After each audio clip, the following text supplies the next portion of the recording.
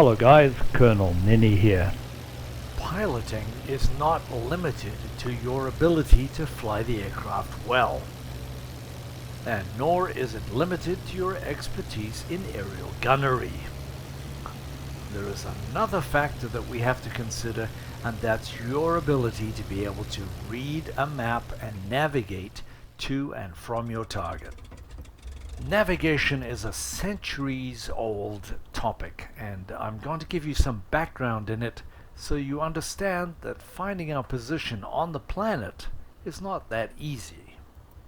And then we're going to simplify it by using the tools that they had during World War I to fly on the Western Front. When I started flying, maps looked pretty much like this. And a few years before I was born, they used to use this thing called a cross staff to see where the sun was. And using magical and demonic powers, they could figure out where they were. Skip forward a couple of hundred years, and they came up with the astrolabe, which could identify their position in relation to the stars. And from this machine, we derived the modern sextant, which is still in use today. Using a book called the Nautical Almanac, which lists numerous celestial bodies and their positions above the horizon at every point of the day in the year. By taking a couple of different sites, you could triangulate your position on the globe. And that position is given in latitude and longitude. And with this, we can positively identify our exact position with relation to a latitude and a longitude coordinate. And the global positioning system, the GPS, triangulates in exactly the same way. Except instead of using the stars, it uses satellites. The problem these days with GPS is that nobody needs to learn how to read a map. In fact, GPS stops us from thinking about where we're going. Turn left in 300 meters. Take the right lane and exit on the right. All we have to do is follow the direction. No thinking involved. So as a pilot in World War I, you'd better be thinking about your navigation or you won't get home. There's also a difference between true north and magnetic north because they're not located in the same place. And as latitude and longitude is based on true north, we have to add or subtract the difference to get our magnetic heading. And up in the Arctic, the magnetic heading is almost useless. But we're not in the Arctic, we're in France on the Western Front. It's 1917. And the only navigation tools you have are a compass and a clock. But fortunately, that's all you need.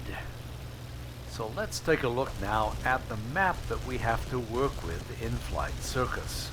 There's neither latitude nor longitude represented. Instead, we have a grid system, which makes positioning in the game relatively simple. Each grid square represents an area of 10 kilometers by 10 kilometers, identified by the number in its center. The distance between Arras in 0706 to Douai in 0608 is less than 3 grid squares, or about 30 kilometers. And each grid square is broken up into 9 subsectors. The position of this railway bridge could be considered as grid square 0508 keypad 4. So what is the grid coordinate for Merlin-Lassac airfield? And what is the coordinate for the Brayville airfield? What is the distance between the two airfields? So how long would it take us to fly 56 kilometers at, say, 112 kilometers an hour? There's a very simple calculation for time and distance. We've just calculated the distance and we know the speed at which the airplane will fly. And from this, the reasonable answer is about 30 minutes. Longer if there's a headwind, shorter if there's a tailwind. Let's take a look now at the different landmarks that are on the map.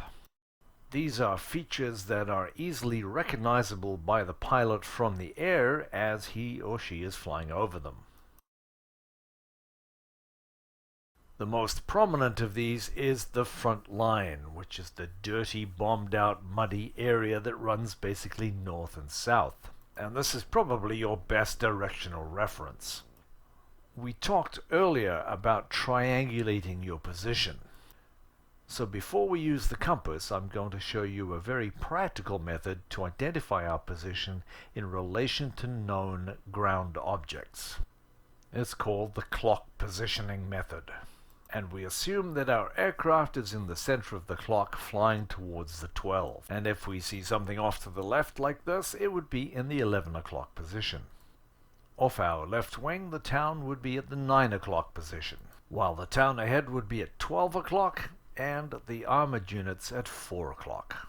By lining up the tanks at 4 o'clock with the tanks at 10 o'clock, you know that you're somewhere in between the two. Let's look now at using the compass. As we've seen, it tells us our direction in relation to magnetic north and is split up into north, south, west, and east, or Ost if you're German. The compass rose is split into 360 degrees. And in modern aircraft, it's easy to hold a heading, for example 015.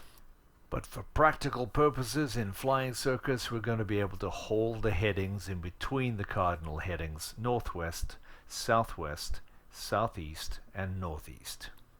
You'll be heading in the general direction, but not with great accuracy. It's another reason you need to be good at navigating and map reading. If we plan to fly from the airfield in 0807 to 0407, what's the heading? And if we turn to our 9 o'clock and flew to 0804, what would be our heading? Once we arrive in La Hurlier, we want to fly to 0503 Brias. What would our general heading be there? What have we learned? Hopefully, we've learned to visually identify an object on the map, and then identify its geolocated position on the map with grid coordinates 0504 keypad 9, for example. And this in turn will help us to determine our position in relation to several objects through triangulation. And more importantly, you are now able to fly to and from a location based on a compass heading. This is called navigation. In Lesson 12, we are going to use these navigational skills to identify the target on the map and find it from the air and attack it. If you've enjoyed this video and get some value out of it, please leave a comment and subscribe and like and all those usual things. But if you want to see more of these videos, specifically with the IL-2 Battle of Stalingrad, we've got about 150 training videos for you to look at. So thanks for watching, guys. We'll see you next time.